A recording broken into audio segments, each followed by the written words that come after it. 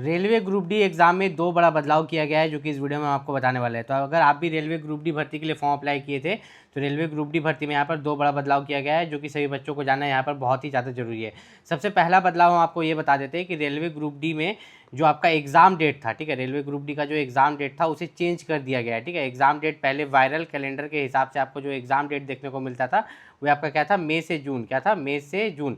लेकिन आपका RRB NTPC 12 level का जो एग्ज़ाम ही है वो कब तक यहाँ पर चल रहा है, 21 जून तक, और उसके बाद ही आपका रेलवे ग्रुप डी का एग्ज़ाम होगा। तो रेलवे ग्रुप डी का जो आपका एग्ज़ाम होगा वो कब होगा, यहाँ पर मैं आपको बता देता हूँ। सबसे पहले इसे हटा देते हैं।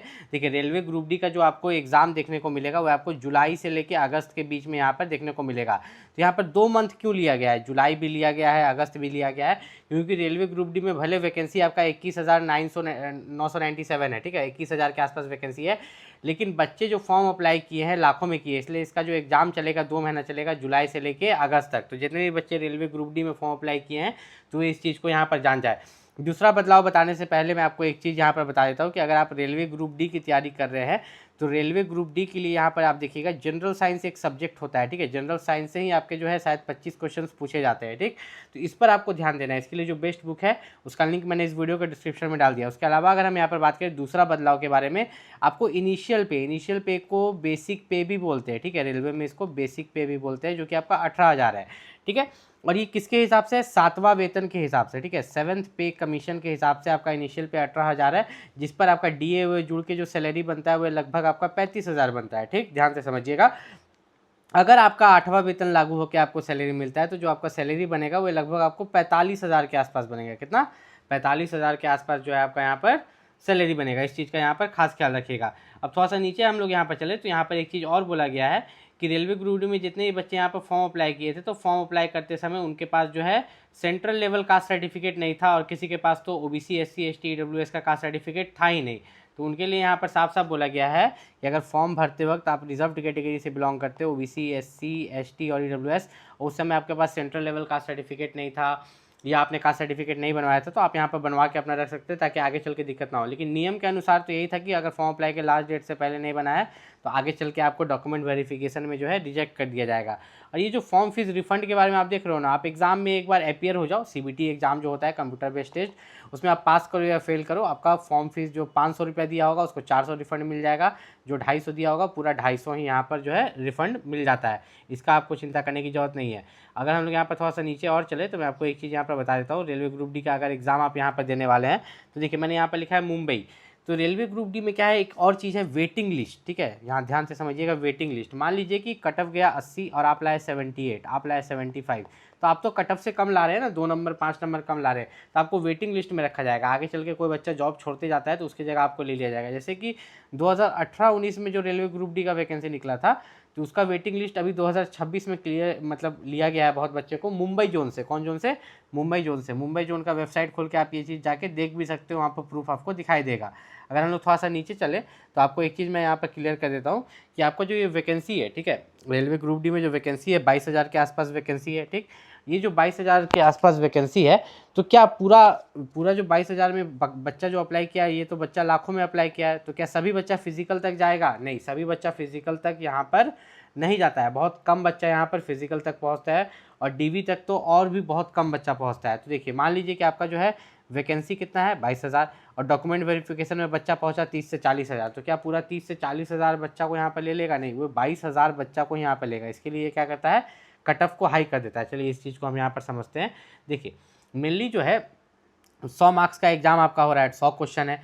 अब 100 क्वेश्चन जो यहाँ पर है, ठीक, इसमें से कट ऑफ पहले गया 80, बाद में पता चलता है कि कट ऑफ बढ़ के 85 हो गया। कैसे हो जाता है ये? इस तरह से हो जाता है कि आपका जो यहाँ पर लास्ट स्टेज में जो बच्चा को लेना रहता है वो तो 22,000 बच्चा को ही लेना रहता है ना, बाकी बच्चा को छाटने के लिए कट ऑफ को थोड़ा बढ़ा दिया जाता है, जो कि बोलता है मेरिट लिस्ट में 1-2 नंबर से छट गया क्योंकि बच्चा आपको बोलता है ना।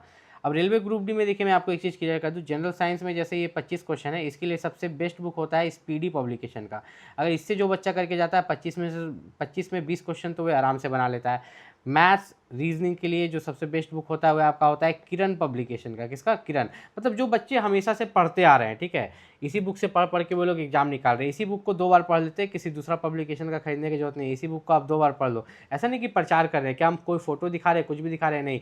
जो बच्चा का एक्सपीरियंस है, मेरा एक्सपीरियंस वही हम आपको बता रहे हैं। जनरल अवेयरनेस और करंट अफेयर से 20 क्वेश्चन, ये जो है इस पर ज़्यादा जोर नहीं देना है। इसमें 20 में से 10 भी बना लोगे तो चलेगा, 8 भी बना लोगे तो चलेगा। ज़्यादा जोर इन तीनों पर देना है, इन तीनों में स्कोरिंग करना है। अब यहाँ पर रेलवे ग्रुप डी में जो है आप किस जोन से हो तो कितना मार्क्स आपको लाना पड़ेगा। देखिए रेलवे ग्रुप डी में आपको यहाँ पर बता देते हैं, जैसे कि अगर आप गुवाहाटी जोन में फॉर्म अप्लाई किए हो, चेन्नई में किए हो, ध्यान से समझना, अगर आपने गुवाहाटी जोन में फॉर्म अप्लाई किया है, चेन्नई जोन में किया है फॉर्म अप्लाई, या साउथ की तरफ कहीं अप्लाई किया है, तो आप यहाँ पर जो है 65 लाओगे 100 में, तब भी आपका यहाँ पर फिजिकल के लिए भेज दिया जाएगा, मतलब हो जाएगा आपका कट ऑफ, ठीक है, क्लियर हो जाएगा।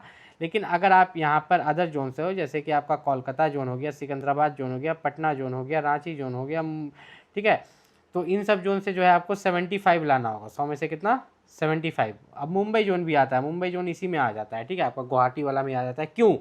क्योंकि मुंबई में बहुत ज़्यादा वैकेंसी है, इस कारण से वहाँ पर कट ऑफ आपका कम जा सकता है। तो रेलवे ग्रुप डी का एग्ज़ाम अगर आप भी यहाँ पर देने वाले हैं, जो कि आपका जुलाई से लेके अगस्त के बीच में आएगा, ठीक है, तो उसके लिए सबसे बेस्ट बुक है, उसका लिंक मैंने इस वीडियो के डिस्क्रिप्शन में दे दिया। अब फिजिकल एफिशिएंसी टेस्ट आता है।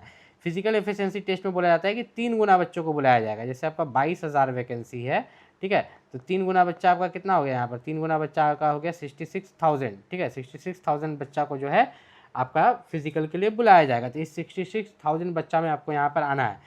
तो यहाँ पर मेल कैंडिडेट्स के लिए अगर यहाँ पर बात करें, मैं यहाँ पर लिख देता हूँ, ये आपका हो गया मेल कैंडिडेट्स के लिए और ये आपका हो गया फीमेल के लिए, ठीक है। तो मेल कैंडिडेट्स के लिए अगर हम देखें तो 35 kg का वजन उठाना रहता है, ठीक है, 100 मीटर तक 2 मिनट के अंदर, और फीमेल कैंडिडेट के लिए 20 kg का वजन वही 100 मीटर तक 2 मिनट के अंदर।